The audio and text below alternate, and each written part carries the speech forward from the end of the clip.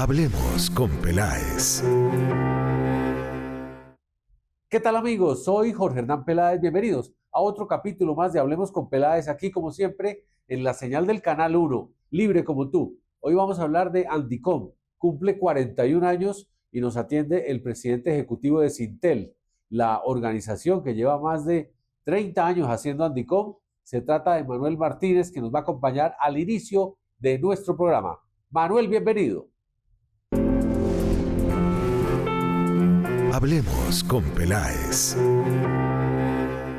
Jorge Hernán, por tu invitación. Muy contentos de que nos ayudes a dar a conocer este patrimonio nacional que tiene Colombia. Jorge Hernán, la evolución realmente ha sido fabulosa, su posicionamiento, su solidez, hasta tal punto que hoy en día pues ya tenemos una audiencia, esperamos una audiencia cercana a las 6.500 asistentes, de algunos de procedencia de más de 35 países. Presencia de la banca multilateral, todas las grandes autoridades, TIC, tanto de la oferta como de la demanda, el gobierno, de la academia, de la industria. Bueno, es decir, es la semana TIC en América Latina. Tú sabes que las TIC son ese motor fundamental, acelerador del desarrollo económico y social de cualquier nación. Es esa herramienta que hace realidad todos los planes de económicos y de desarrollo social. Entonces, imagínate, es un espacio que, insisto, algún expresidente lo llamó, es uno de los grandes patrimonios de Colombia que no son muy conocidos, Por porque es supuesto. ese espacio que ya se consolidó luego de más de 40 años. Este año es el número 41. Como tú lo decías, al comienzo era una reunión muy pequeña, se llamaba Congreso de Telecomunicaciones, era manejado por los pocos operadores que habían, los telcos famosos. Y desde que nació Sintel, hace 35 años lo tomamos, y afortunadamente hoy en día se convirtió en ese centro. Yo lo diría, es un ecosistema de innovación digital, donde convergen todas sus autoridades, todo actor. Bueno, hoy en día todo el mundo tiene que ser un ciudadano digital. ¿Para qué? Para ver cómo nos empoderamos, cómo sacamos adelante este país, cómo generamos empleos y cómo innovamos, por supuesto. Cada 4 años, cuando hay cambio de gobierno, por lo general, Andicom es el espacio natural, digamos, de presentación en sociedad de el gobierno entrante. En este caso, Alexandra Falla va a ser la ministra TIC del gobierno de Abelardo de la Espriella. Y bueno, ya también nombró directora de RTBC y viceministros. Y bueno, ya como que comenzaron a trabajar y hay unas decisiones preliminares. En general, ¿cómo ve usted la perspectiva de haber nombrado a Alexandra Falla en este cargo? Pues mira, por supuesto, cuando hay un cambio de gobierno hay cambio de prioridades, cambio de iniciativas, pero Colombia necesita urgentemente que esta industria, nuestra industria, se posicione y se consolide y sea esta industria que realmente ayude en la evolución digital del país. Retos muy, muy grandes, muchos. Lamentablemente, este suceso de nuestro sismo, de este terremoto, pues afecta muchísimo estas primeras semanas del nuevo gobierno. Y pues yo creo que se alteran un poco los planes. Nosotros en Andicom, por supuesto, tenemos invitados desde el presidente, vicepresidente, ministra TIC, por supuesto, varios ministros, pero somos conscientes del momento que vivimos y ojalá algunos de ellos nos puedan acompañar, dado que esta reunión pues convoca a altísimas autoridades, y este año en particular pues tenemos algo muy importante, que es tener la Unión Europea como invitada de honor en nuestro Congreso. El tener la Unión Europea como invitada de honor es una gran oportunidad y genera un hito mundial, y nos llena de mucho honor, mucha alegría ver que un bloque de 27 países aceptan llegar a Colombia a un escenario que se llama Andicom para contarnos, para ver cómo intensificamos las relaciones entre nuestros continentes, nuestros países, pero sobre todo a ver cómo se generan alianzas, cómo se generan nuevos proyectos y cómo hay intercambio de experiencias. Europa es un país muy fuerte. Yo tuve la fortuna de estudiar en Alemania y pues doy fe de su altísimo nivel de desarrollo tecnológico. Y pues ahora en los momentos, en esta era que vivimos de la inteligencia artificial, donde está prácticamente cambiando, alterando todo, pues ellos son unos actores muy poderosos, sobre todo en su parte también de ética, de la inteligencia regulatoria. Pero respondiendo a tu pregunta concreta, este país, comenzando desde la más alta autoridad, desde el presidente de la República, tiene que estar inmerso en una verdadera transformación digital. La necesitamos con urgencia a nivel gobierno, a nivel empresa, a nivel sociedad en general. Manuel, hablemos un poco de la Unión Europea. En los países de Europa, por lo general, se ha observado hace muchos años, digamos que desde este siglo, uno ve que la regulación europea es muy fuerte con las compañías de tecnología de Estados Unidos. Ha sido muy fuerte con Google, ha sido muy fuerte con Facebook. Es como una guerra que tienen allí los norteamericanos y los europeos. ¿Usted cree que eso se va a tocar acá? Ya que pues abiertamente este gobierno de Abelardo de la Espriella muestra una cercanía, pues digamos, muy de frente con Estados Unidos y el gobierno Trump. ¿Usted cree que en alguno de los paneles, algún conferencista va a hablar de eso? Porque veo que Mira, los multan cada rato y los sancionan y los tratan de regular. no, mira, la inteligencia artificial es la nueva revolución industrial que afecta a todo el mundo, a todos los países. Aquí ya no cuentan ni ideologías políticas ni religiosas, nada, es transversal absolutamente a todo. Y en ese sentido, pues todos tenemos que estar alerta, no tener miedo de qué es esta ola tecnológica que ya nos inundó, que si no nos damos cuenta nos va a acabar, va a romper nuestros esquemas. Pero Sintel es un centro de investigación, una organización totalmente neutral, cuya misión es abrir, mostrar la nueva tecnología y su impacto en la sociedad. Y eso es lo que hacemos. Tú sabes que hemos traído ya a Estados Unidos en 2 oportunidades, un país invitado. Igualmente a Japón en 2 oportunidades, a Francia, a Suecia, Canadá, a China, a Corea del Sur. Bueno, son muchos los países. Y la idea es que mostremos cuál es el gran potencial, en qué está cada país. Por supuesto, hablar de inteligencia artificial hoy en día es hablar de una lucha tecnológica que está en el mundo. Tú lo mencionaste, China quiere liderar, Estados Unidos también, Europa está haciendo una labor muy fuerte, de hecho soy testigo de lo que está haciendo. Entonces me parece que esto enriquece y sobre todo, insisto, Sintel como un centro de investigación y producción, productividad. Nosotros nos interesa eso, que haya la discusión, que se vean todas las diferentes alternativas. Y pues ya lo importante es cómo no hablar de la inteligencia artificial, sino ver cómo nos beneficiamos de ella. ¿Qué necesito yo para realmente sentir cuál es el efecto de ella? ¿Cómo me empodera? ¿Cómo me ayuda a innovar? ¿Y cómo realmente me ayuda a ser más competitivo? Eso es lo que todo ciudadano debe ver. Alternativas, soluciones, hoy en día pues son muchísimas. Esta carrera de desarrollo de nuevas aplicaciones con contenido de IA es total.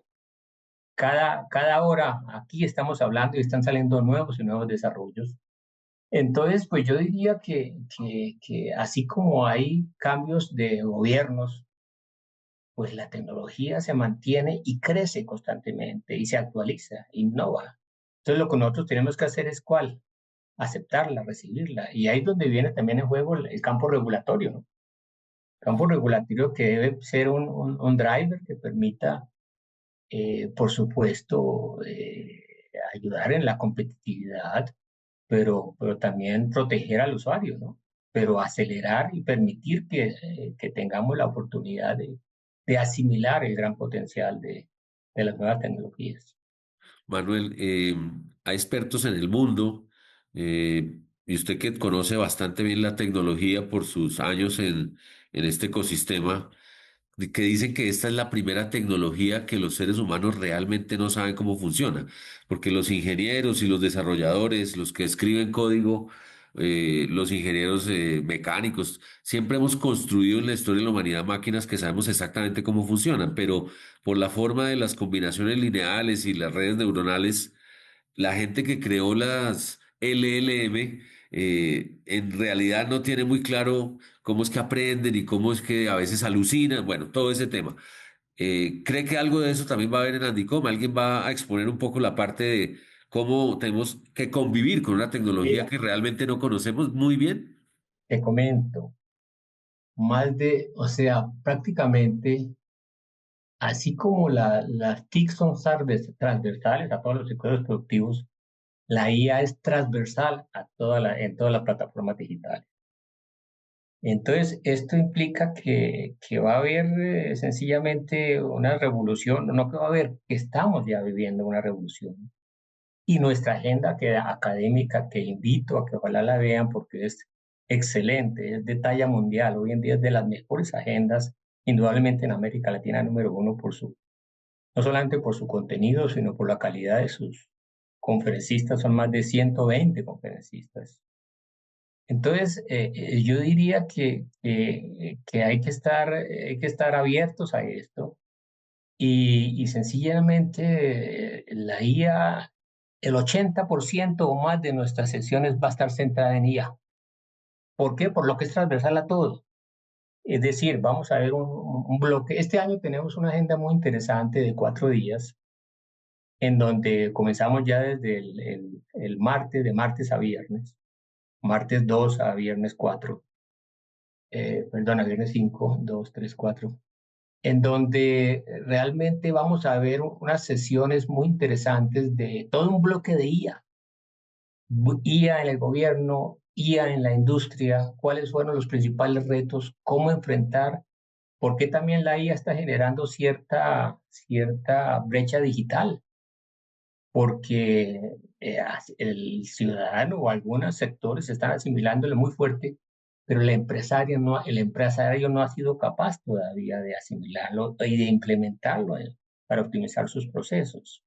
Entonces genera ciertas brechas también dentro del mundo digital. Y vamos a ver eso, qué se necesita, cuáles son los mejores ejemplos que tenemos, cuáles son los principales problemas, cómo está trabajando la Unión Europea este tema de la ética de la inteligencia artificial. Pero no solamente eso, es ver qué infraestructura necesitamos, sobre todo otro, cómo capacitamos el ciudadano para que asimile y sepa el gran potencial y viva el potencial de la IA. Eso te decía es el primer día, pero hay todos los siguientes días hay unos bloques realmente espectaculares. Bloque, por ejemplo, de infraestructura y conectividad de infraestructura del país. Un bloque muy, muy importante que es la ciberseguridad y confianza digital. La ciberseguridad es un tema que es vital para todos los países, para la banca, para todo lo... Hoy en día, ¿qué es lo primordial? ¿Cuáles son los secretos más importantes de una industria, perdón, de un país? Sus datos. Momento de la primera pausa, ya regresamos con el resto de la nota. Manuel Martínez de Sintel, que organiza Andicom este año. Allá estará Canal 1 en Cartagena, acompañando Andicom. Momento de la pausa, ya regresamos. Hablemos con Peláez.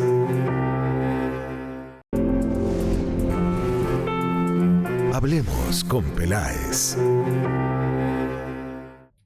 Y continuamos con la nota de Manuel Martínez de Sintel, el organizador de Andicom. ¿A quién hablemos con Peláez? Hablemos con Peláez. De la banca. Cada día se hace mal, son muchísimos la cantidad de hackers que están trabajando en eso y que hacen robos efectivamente. Y ahora sí estamos hablando de la cercanía de la computación cuántica, en donde ya en menos de 3 años tendremos los primeros computadores cuánticos que harán prácticamente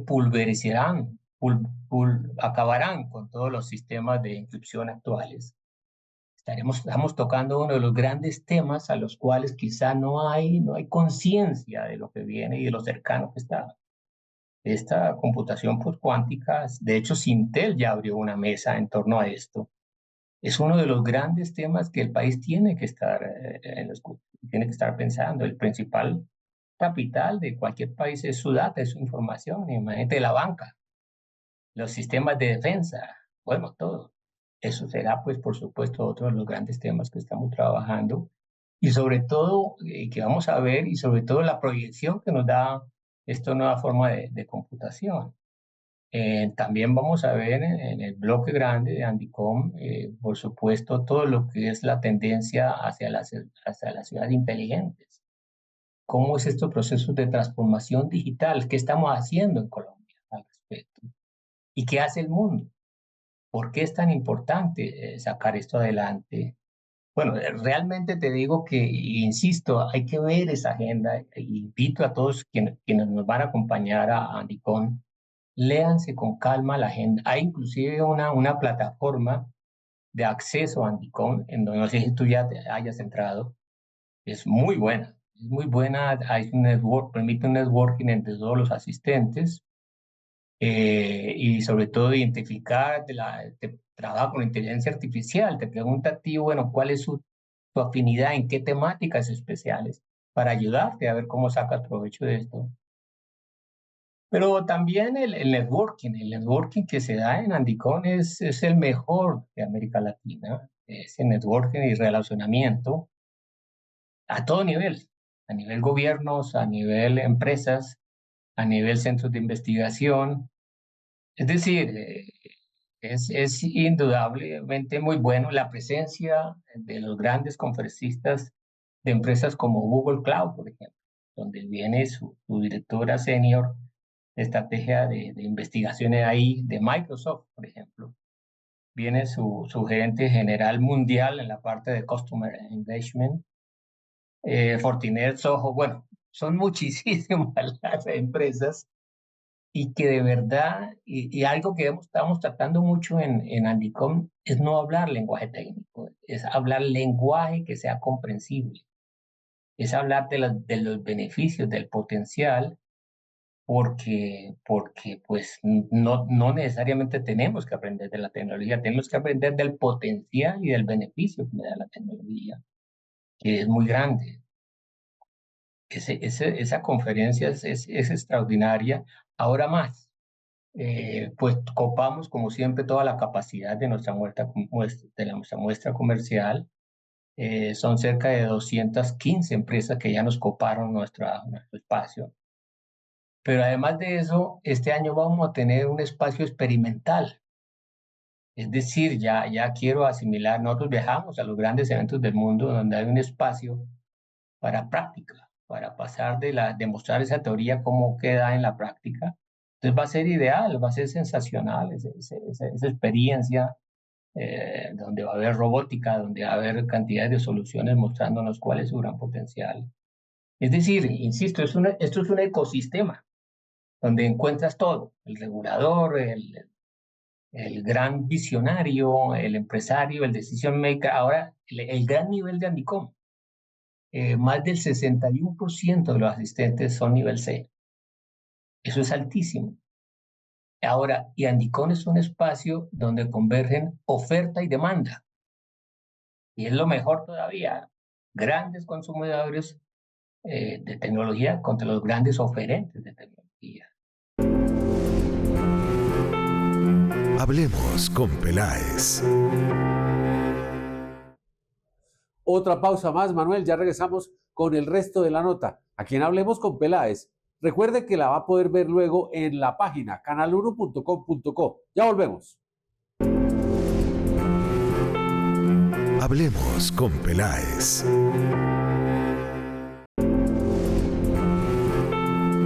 Hablemos con Peláez. Y el final de la nota con Manuel Martínez, el presidente ejecutivo de Sintel, la entidad que organiza Andicom. Hablemos con Peláez.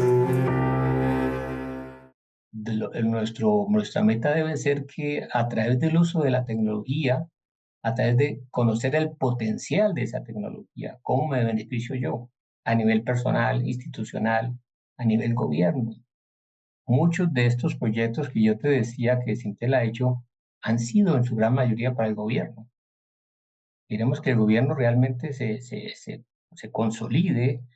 El gobierno bajó un poquito su nivel, antiguamente era el número 1 en América Latina en todo lo que era gobierno digital. Hay que retomar eso, hay que generar estrategias, hay que seguir impulsando la conectividad e infraestructura, hay que apoyar en Colombia la generación de demanda, porque tenemos una relativamente buena oferta, pero entonces ahora el problema es cómo hacer crecer yo la demanda de toda mi infraestructura aquí, cómo permitir asequibilidad al ciudadano del común. Tenemos estudios que nos demuestran que el ciudadano en las zonas lejanas, rurales, donde encuentra ya conectividad, no puede accesarla. Uno, porque no le encuentra efectividad o uso, y dos, porque sencillamente no tiene cómo pagar un monto. Colombia tiene las tarifas más bajas de Internet en el mundo, de las más bajas.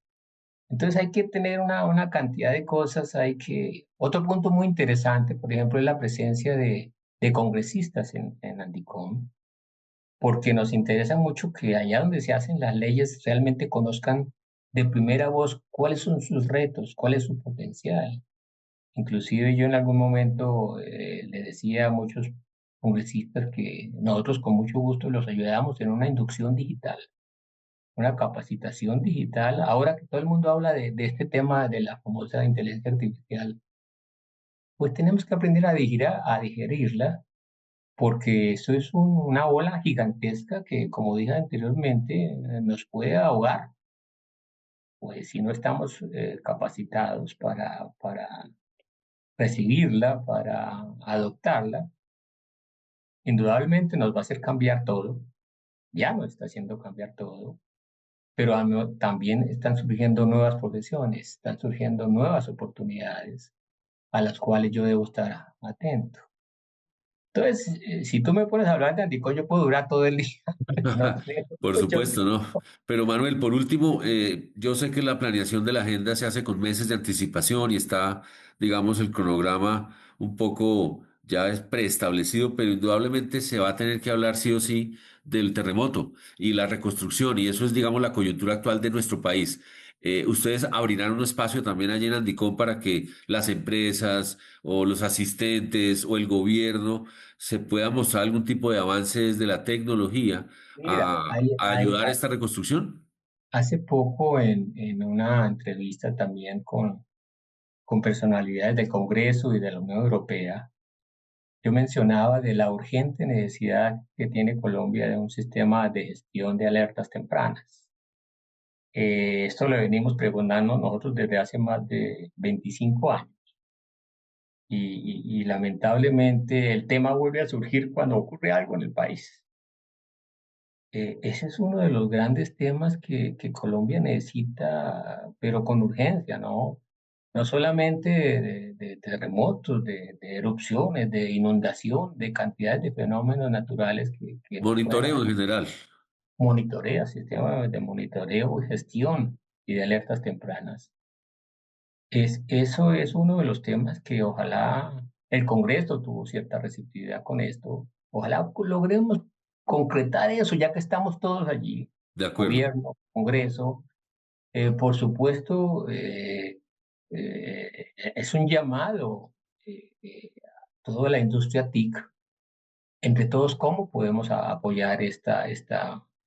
En Sintel convergen muchos de los operadores, ya con ellos estamos trabajando con ellos para de manera que sus redes estén en el mejor performance, estén en más de un 90% por supuesto también fueron afectados pero pues yo diría que esto es un trabajo conjunto, gobierno, academia, empresa, entre todos, no es de uno solo, sino de todos. Sintel está dispuesto, y ya se lo dijimos al nuevo gobierno, a ver cómo podemos articular, cómo podemos, nuestro conocimiento es muy alto, pero es que acá se necesitan reacciones inmediatas. De acuerdo, sí, eso es correcto. Pues Manuel, gracias por atendernos. Allá nos veremos. Canal Uno estará haciendo presencia en Andicom, como siempre, y ojalá todo salga como está planeado. Un gran abrazo. Pues Jorge Nal, mil gracias por tu invitación y espero que verte por allá y a todos quienes vean esta entrevista, el mensaje es no le tengamos miedo a la evolución digital, acelerémosla más bien. Gracias, Hernán, por tu invitación. Hablemos con Peláez. Manuel, muchas gracias. Allá estaremos con el Canal 1 en Andicom la semana entrante en Cartagena. Y ahora vamos con el tema de las pensiones. La Corte Constitucional aprobó finalmente la reforma pensional con algunas salvedades que vuelven a la Cámara de Representantes. El presidente de Asofondos, Andrés Velasco, da sus primeras impresiones. Hablemos con Peláez. La Corte Constitucional divide el estudio de los artículos entre unos que están exequibles, su mayoría. Recordemos que la reforma pensional tiene más de 90 artículos, y otros que deben volver al Congreso de la República, específicamente a la Cámara de Representantes, a la plenaria de la Cámara de Representantes, para ser subsanados. La Corte Constitucional da 30 días para que el Congreso de la República subsane los artículos que deben ser revisados por el Congreso, y establece que la reforma pensional entrará en vigor el 1 de abril del año 2027. Eso es más o menos 6 meses después de lo que se estima que durará la subsanación de los artículos que retornan al Congreso. En general, el sistema de pensiones que fue aprobado por el Congreso de la República en el año 2024, que se constituía en 4 pilares: el pilar solidario, el pilar semicontributivo, el pilar contributivo, que tiene 2 partes, una parte básica de colpensiones hasta 2.3 salarios mínimos y una parte complementaria en las administradoras del componente complementario de renta individual, más el pilar voluntario, permanece como estructura básica de la reforma. Los próximos 30 días serán fundamentales para completar el análisis en el Congreso de la República y la aprobación en el Congreso de la República del sistema pensional que los colombianos tendremos a partir del 1 de abril.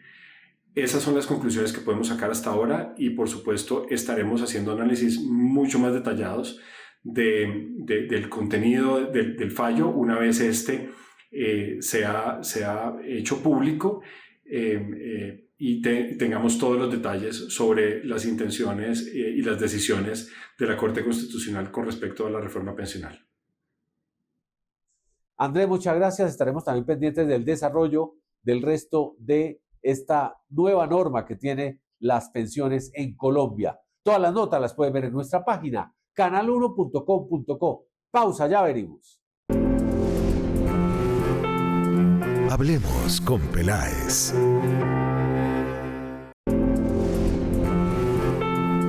Hablemos con Peláez. Llega Juliana Duque con sus historias solidarias. Juliana, bienvenida. Hablemos con Peláez. Hola Jorge, bienvenidos a este espacio de noticias positivas. Hoy quiero presentarles una historia inspiradora que cambia y transforma el mundo. Hoy las empresas se enfrentan a un reto sumamente importante, y es cómo aprovechar todo el conocimiento, toda la innovación y las mejores prácticas que existen en diferentes partes del mundo a nivel global, sin perder de vista las necesidades específicas que tiene cada uno de los mercados en los que nosotros operamos. Y es precisamente ahí donde cobra mucha relevancia un concepto que cada vez vemos más en las organizaciones, que es la glocalidad. ¿Qué quiere decir glocalidad? Glocalidad es pensar globalmente y actuar localmente. Ese es un breve resumen. Y nosotros en Torque, antes Familia Institucional, vivimos este concepto todos los días y nosotros como marca líder a nivel mundial en higiene profesional tenemos esa posibilidad de aprender de experiencias, de tendencias, de innovaciones que se desarrollan en los diferentes países en los que Torque opera, pero realmente nuestro trabajo no consiste únicamente en replicarlas, sino en entender cómo adaptarlas a las realidades de las empresas colombianas. Y nosotros entendemos perfectamente que cada industria, cada organización, incluso cada operación tiene distintos desafíos. Y las necesidades de un hotel son muy diferentes a las necesidades que, por ejemplo, puede tener un restaurante, una planta industrial. Y por eso nuestro trabajo comienza primero y vital, escuchando y entendiendo cómo funciona cada uno de los negocios que nosotros atendemos. Y es a partir de ahí que nosotros ponemos al servicio de nuestros clientes toda nuestra experiencia que hemos construido a nivel internacional para ayudarlos a ellos a mejorar en aspectos como, por ejemplo, la productividad, como, por ejemplo, la eficiencia operacional, la experiencia de los usuarios, la sostenibilidad, incluso también el bienestar de las personas dentro de sus organizaciones. Y esa cercanía es justamente lo que nos permite convertir ese conocimiento global en resultados sumamente concretos para las empresas regionales. Y es ahí cuando nosotros logramos esa combinación entre experiencia internacional y entendimiento local, cuando nosotros realmente generamos un valor compartido. Y este enfoque también se ve muy reflejado en iniciativas como, por ejemplo, Torque Transforma. Quiero hablarles un poquito sobre nuestro programa de fortalecimiento empresarial, en donde a través de un espacio compartimos conocimientos, compartimos herramientas y buenas prácticas que ayudan a las empresas colombianas, a las pequeñas empresas colombianas y medianas a fortalecer su competitividad, su productividad, a fortalecer temas de sostenibilidad. Y realmente quisiera compartir con ustedes algunos resultados súper positivos. Por ejemplo, el 77% de las empresas que participaron reportaron un crecimiento en sus ventas con un incremento promedio del 33%, lo que nos demuestra que cuando todo lo que les vengo hablando, todo este conocimiento se adapta a una realidad de cada organización y esto puede generar impactos muy tangibles en el desempeño de cada una de las organizaciones. Hoy más que nunca nosotros entendemos que las empresas necesitan soluciones que respondan a esos desafíos reales y nuestra apuesta fundamental en Torque, antes Familia Institucional, es seguir integrando lo mejor de ambos mundos. La experiencia y la innovación que obtenemos a nivel global con un profundo entendimiento de las necesidades que tenemos aquí en el mercado colombiano. Porque la globalidad, la localidad no es elegir entre lo global o lo local, es combinar ambos enfoques para crear soluciones más relevantes, mucho más eficientes y con un mayor valor para las empresas y para las personas. Hablemos con Peláez. Muchas gracias a ustedes por dejar su huellita de arena aquí en Colombia. Esto es todo por hoy. Nos vemos dentro de 8 días con más historias solidarias.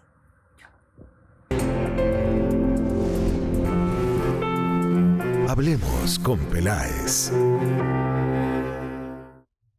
Juliana, gracias. Todas las semanas le pueden escribir. Ella trae historias solidarias aquí en su sección. Llega el momento de la pausa. Ya volvemos. Hablemos con Peláez.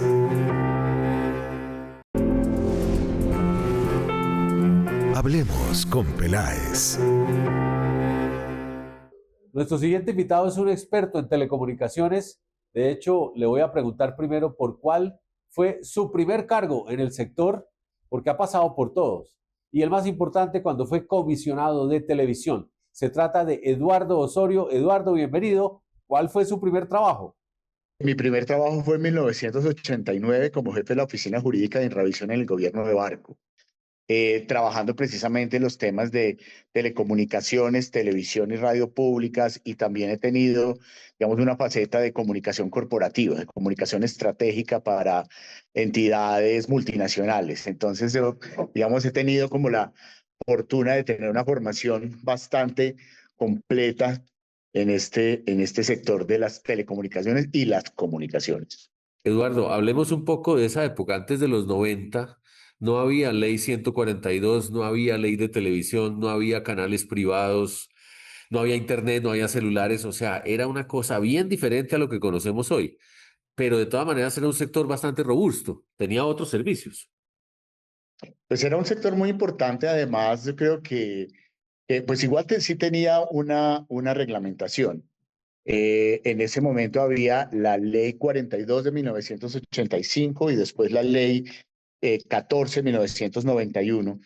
Pero digamos, en cuanto a televisión, primaba lo que se llamaban los contratos de concesión de espacios de televisión, lo que se llamaba también como el esquema o el sistema mixto, en el cual el Estado, a través de Irravisión, tenía el monopolio de la operación y la transmisión de la red, de las señales a través de una red completamente estatal, 7% estatal, y en virtud de licitaciones públicas se adjudicaba a particulares espacios de televisión para que presentaran, produjeran, emitieran y comercializaran la programación, a cambio de un valor que generaba pues esa concesión que se le pagaba a Inravisión. Era el momento en que alcanzaron a existir más de 60 programadoras como Punch, RTI, Coestrellas, Datos y Mensajes, Programar, Proyectamos, en fin, e incluso hasta lo que llamaban las productoras o programadoras de garaje, que tenían 1 o 2 espacios a la semana, y entonces esto era pues digamos, una gran apertura en cuanto a posibilidades de negocio a las personas que hacían televisión, pero realmente no había mucha sostenibilidad financiera por parte de estos pequeños, y los grandes fueron generando, pues, fueron, digamos, comiéndose esos pequeños, y finalmente en el año 91 se define que en esa licitación solamente habrían 12 programadoras en un canal y 12 en el otro. ¿Cómo ve el Bueno, nombramiento de Alexandra Falla en general? entonces, ahora, muy bueno. De verdad que yo como persona que he estado tantos años en este sector, conozco a Alexandra trabajamos juntos prácticamente desde el día cero de la Comisión Nacional de Televisión en el año 95. Ambos éramos asesores, y es una mujer, además de ser completamente conocedora del sector, es una mujer que ha trabajado muchos años y tiene una gran experiencia adquirida por años. Es una persona muy inteligente, muy ejecutiva, y el hecho, digamos, que haya tenido tantos cargos en el sector, casi en su gran mayoría, además de la cátedra universitaria. Ella es comunicadora social de la misma universidad donde yo soy abogado, que es el Externado de Colombia. Le ha hecho a ella, digamos, adquirir muchos conocimientos en distintas facetas del sector. Un poco más enfocado al sector audiovisual, sin embargo, pues es una persona muy conocedora, una gran persona, una mujer muy decente, muy transparente, y sabe de esto. O sea, no llega a improvisar, que es lo más importante que debe tener este sector. Es que usted y yo, que también hemos trabajado tanto tiempo en este sector, esto es un sector eminentemente técnico. Usted aquí no puede llegar a aprender, ¿sí me entiende? Aquí usted tiene que llegar con unas bases muy sólidas en materia de conectividad, de transformación digital, de medios públicos, de radiodifusión sonora, de temas de relacionamiento con los grandes operadores, con los pequeños PRSTs también. O sea, esto no se aprende de la noche a la mañana. Yo creo que los grandes inconvenientes que podamos haber tenido, digamos, en el tiempo inmediatamente anterior es por el desconocimiento casi que absoluto de las personas que llegaron. Pero con Alexandra yo creo que el tema va a ser diferente, porque es una persona que conoce y que tiene, digamos, como el concepto global de lo que son las telecomunicaciones, los medios públicos, las comunicaciones, la estrategia, en fin. Entonces yo le auguro unos muy buenos éxitos y un muy buen papel en el desarrollo del sector en este gobierno. Ya tuvo la ministra la oportunidad de tomar sus primeras decisiones y junto a la directora encargada de Inravisión, ahora Ángela Mora, ya hay cosas que se sabe que van a hacer en RTBC o Inravisión. ¿Qué opina de esas primeras decisiones que son, digamos, básicamente con respecto al contenido? Pues la verdad estoy completamente de acuerdo y le digo por qué y no porque, digamos, estemos hablando de ese punto específico. Yo tengo unas columnas de opinión donde escribo precisamente de ese tema y vengo escribiendo como testigo de la, ¿cómo le puedo decir para no sonar peyorativo? Del gran fracaso de lo que ha pasado con RTBC, ¿no? Yo lo llego a llamar hasta destrucción. Qué pena de verdad ser un poco tan, eh, tan fatalista con el tema, pero realmente RTBC tuvo una transformación muy difícil. Yo fui el primer gerente de RTBC una vez se liquidó Inravisión y Audiovisuales. Fue el primer gerente y yo recibo a RTBC como una entidad que debía cumplir una misión legal que estaba establecida en la ley 182 del 95, precisamente, cuando se hablaba de las división de las modalidades del servicio público de televisión teniendo en cuenta el contenido. Y se habla pues de una televisión comercial, pero se habla de una televisión educativa y cultural de interés público y social, que era o es o debe ser la prestada por el Estado y que tiene un énfasis en su programación precisamente en contenidos educativos, culturales, de entretenimiento para la familia, los niños y los adolescentes. O sea, una televisión familiar, entretenida y con un concepto de educación y cultura. Y así se vino haciendo hasta el año 2022. No quiero referirme a quién o no, X o Y personas, pero entre el 2022 y el 2026 se convirtió en un aparato de propaganda del gobierno pasado, ¿no? En el cual se disparó completamente la contratación de personas. Pues mire la noticia que saca la ministra Alexandra y la gerente Ángela, de que se dieron cuenta de que existían 1.100 contratos por 100.000 millones de pesos, ¿no? Los grandes porcentajes de inversión de RTBC se estaban destinando a esa franja informativa. La programación educativa y cultural que iba a lo largo del día, ¿no? Y que se nutría a través de mercados de coproductores, de compra de material audiovisual infantil, de darle la posibilidad a los trabajadores o a la industria de la producción de poder emitir sus contenidos y de poder producir, generando pues una fuente de empleo para la producción independiente que ya no tiene cabida pues en la televisión comercial, porque la televisión comercial es otra cosa. Entonces, se transforma completamente el sentido, se desconfigura completamente, se desnaturaliza y en vez de volver a ser una televisión educativa, cultural y de entretenimiento, se convierte en un canal oficial de propaganda de un gobierno. Cuando la televisión pública no es del gobierno, es del Estado, es de todos los colombianos. Entonces la decisión que toman la ministra Alexandra y la gerente Ángela de terminar esa franja informativa, yo la recibo con beneplácito, porque es la única forma de recuperar. Yo tengo una columna que se llama RTBC, recuperar todo lo que somos. Todo lo que somos fue el eslogan de Señal Colombia cuando yo llegué a RTBC y cuando creamos toda esta nueva figura de una televisión pública agradable, de calidad y con una audiencia específica. Y lo que decía allí aquí necesitamos es un proceso de recuperación de lo que en 4 años se destruyó, lo que en 25 se había trabajado. Entonces la decisión me parece que es absolutamente inteligente, lógica y forma parte del proceso de reconstrucción, porque esto aquí tenemos que hablar eso, de recuperación y de reconstrucción. Entonces, no tengo claridad de qué viene, o sea, yo creo que hacen eso porque hay 1.100 contratistas, es que esto es ridículo, 100.000 millones de pesos, el 90% del presupuesto que destina el MINTIC a RTBC se va para los contenidos informativos, descuidando completamente el tema de la red, cuando a la gente se le olvida que es que por dónde es que viene la televisión, por una infraestructura de red, por una infraestructura técnica. Lo que pasa es que a la gente del común se sienta y ve un contenido, pero no sabe que existen 341 estaciones alrededor del país, de una red primaria, de una red secundaria, una red TDT y una red de radio, ¿no? Y que eso necesita una inversión grande, importante en administración, operación y mantenimiento. Pero ¿qué pasó? La administración anterior no hizo eso y los indicadores de red se han bajado notoriamente y va a llegar un momento en que se van a apagar en determinados territorios la señal. En algunos casos se suple con el streaming o con la televisión por internet, en fin, o por la televisión por cable, en fin. Pero hay territorios en Colombia donde la única infraestructura de red que llega es la de RTBC y está caída, está apagada, porque toda la inversión se fue al aparato de propaganda política del gobierno anterior.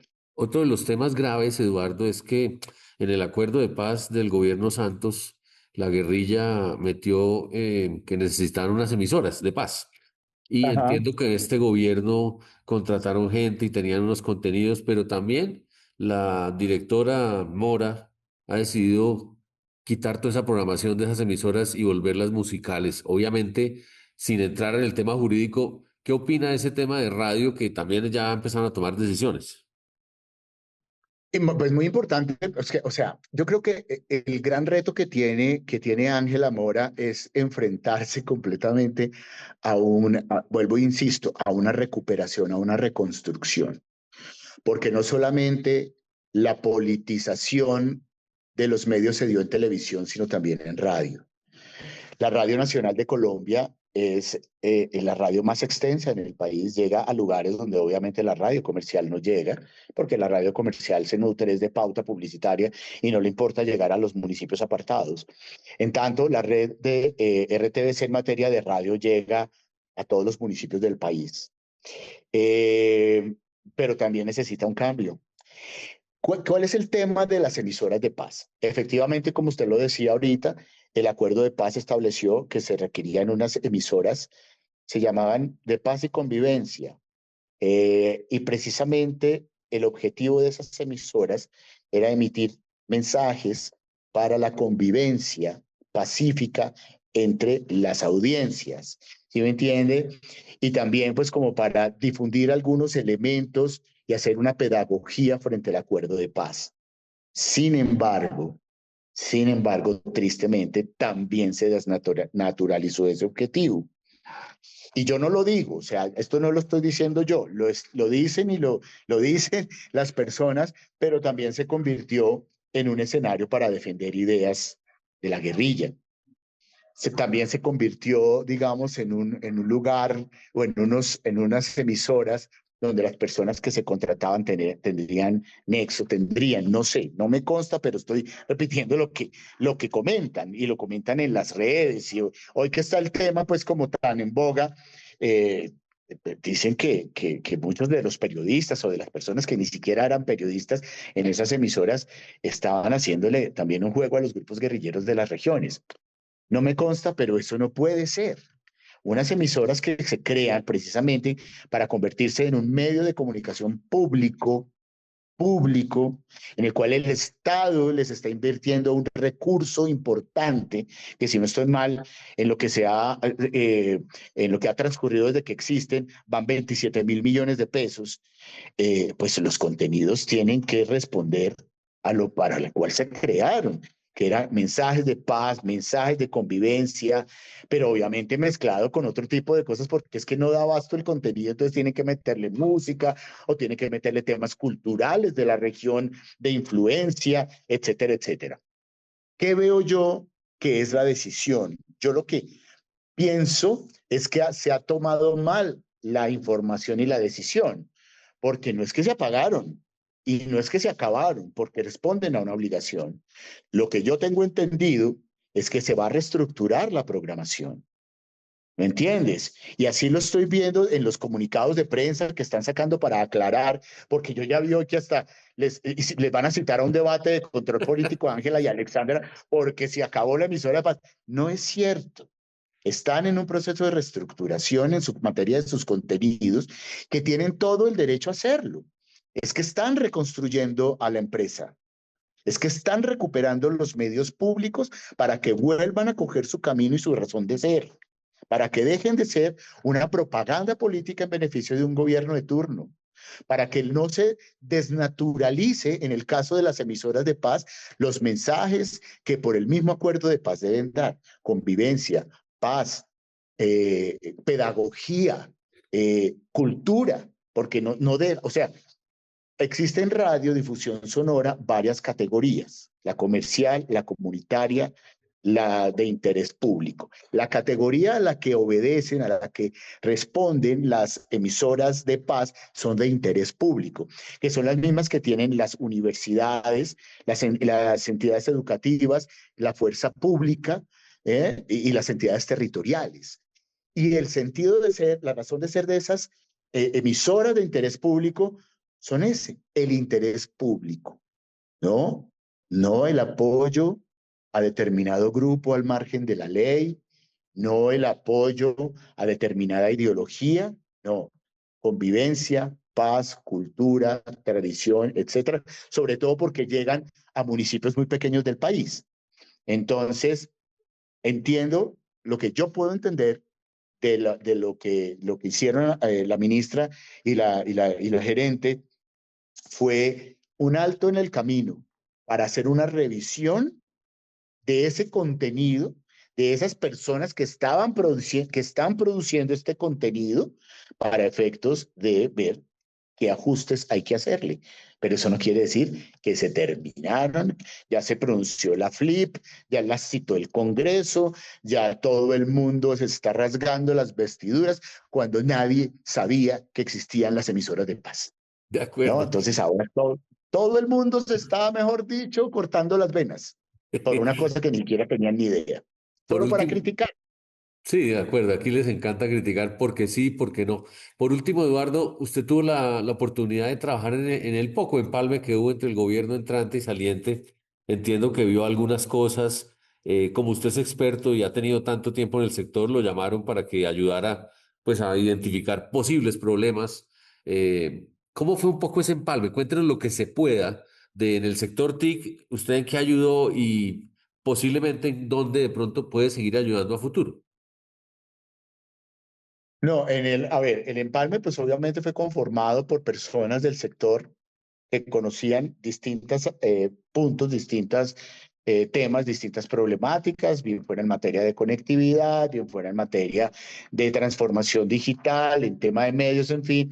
Y yo precisamente por mi conocimiento del tema de RTBC, estudié mucho y analicé mucho los temas de RTBC, precisamente por el hecho de no haber un empalme pues oficial face to face como se pretendió, y en fin. Había que analizar la información que se tenía y puntualmente yo analicé lo de RTBC. Por eso es que cuando usted me pregunta, yo le respondo lo que sé, porque analicé mucho el tema de RTBC, el tema de la asignación de los presupuestos por parte de Mintic, presupuesto que se distribuía en unos ítems de acuerdo a las necesidades de la empresa en materia de operación, de funcionamiento, de administración, operación y mantenimiento de la red, de financiación del canal institucional, de financiación de los contenidos de radio, de las emisoras de paz, de la infraestructura de red. Entonces, cada uno de esos ítems de presupuesto tiene una asignación presupuestal por parte del ministerio y nos correspondió analizar los incrementos anuales, las disparadas de presupuesto de cada uno de esos ítems. Hasta dentro de ese presupuesto está la película Padilla, o sea, una cantidad de cosas que yo como conocedor de antes de un presupuesto normal de RTBC dije, miércoles. Entonces, pues no, nunca obviamente fue a llegar a ningún juicio ni a hacer un juicio, sino un análisis, porque ya el juicio lo harán los organismos de control de conformidad con lo que se entregó, y con lo que ya, digamos, la ministra y la directora de RTBC están viendo dentro de las conclusiones en materia de ejecución presupuestal y de cosas pendientes, legalización de transferencias, porque no se legalizaban, porque había un tema, yo lo digo como hasta de capricho, ¿no? Por parte de la administración anterior de RTBC, como que, no, yo hago lo que quiero. No me importa que me estén pidiendo legalizaciones, no me importa, no asisto a las reuniones que me citen, etcétera. ¿Por qué no? Porque yo mando mucho. Entonces nada, el tema fue ese. Yo me dediqué al análisis de información presupuestal sobre RTBC, básicamente. Cualquier servidor que haga ese tipo de cambios tan drásticos en una entidad, pues debe tener una consecuencia. Yo no sé si en la Procuraduría o si la Fiscalía o si la Contraloría, pero yo creería que como usted escribe el tema, el gerente anterior no puede salir y no pasó nada, porque mire todos los cambios que está teniendo que hacer el nuevo gobierno para, digamos, volver a recuperar la esencia natural de la entidad. ¿Hasta dónde cree que va el tema de las irregularidades o posibles errores que haya cometido la gerencia anterior? Mire, Jorge Hernán, como funcionario público que he sido por 38 años, lo que uno sabe siempre cuando uno asume una función pública, sobre todo el nivel directivo, sabe que uno tiene que hacer las cosas bien. ¿Y por qué? Porque si las hace mal, le caen lo que se llaman las asustadurías o los organismos de control, la Contraloría, la Fiscalía y la Procuraduría. ¿Cómo comienza un tema de estos? Cuando uno tiene la responsabilidad de manejar recursos públicos, sabe que lo tiene que hacer perfectamente, sabe que tiene que planear, sabe que tiene que hacerlo. Hay unos principios, tanto de la contratación estatal como de la función pública, que se llama la planeación, la transparencia, la publicidad, en fin, la objetividad. Entonces uno sabe que tiene que hacer procesos de selección objetiva para firmar contratos, depende de la cuantía, sabe que esos procesos contractuales deben tener una planeación adecuada, sabe que uno tiene que cuidar los recursos, o sea, más que como si fueran de uno. Pero pues cuando las personas se relajan y dejan de hacer ese tipo de cuestiones, entonces las personas que con posterioridad se dan cuenta de esas omisiones hacen denuncias a la Contraloría. Primera fase. La Contraloría, que es la entidad encargada de la vigilancia de los recursos del Estado, hace unas investigaciones para darse cuenta qué pasó, ¿no? Se llaman los procesos de responsabilidad fiscal. Es decir, si se fue responsable en el manejo de los recursos, ¿no? En los procesos licitatorios, en los desembolsos de los recursos, en la planeación, en las adquisiciones, que las adquisiciones respondan a estudios de mercado, en fin. Cuando esto no pasa, la misma Procuraduría impone sanciones. Y en esa imposición de sanciones, no solamente son pecuniarias, sino lo traslada a la Procuraduría y a la Fiscalía para lo de su competencia. A la Procuraduría para los temas disciplinarios y a la Fiscalía para los temas penales. Con esto te digo que, pues, no estoy particularizando en una persona o en un gerente específico, sino en general las personas que con responsabilidad hemos asumido por años la función pública, sabemos la gran responsabilidad y el cuidado transparente que hay que tener con los recursos públicos que son sagrados. Entonces, pues cuando no lo consideran sagrados, pues le pueden esperar una cantidad de cosas que no pueden ser muy chéveres. Eduardo, muchas gracias. Seguiremos pendientes de lo que pase en el sector público, en RTBC o Irravisión. Gracias por sus apreciaciones. Les habló Jorge Hernán Peláez. La próxima semana los espero aquí en otro capítulo más de Hablemos con Peláez, como siempre en la señal del Canal 1, libre como tú. Sigan con la programación de nuestro canal y feliz fin de semana para todos. Hablemos con Peláez.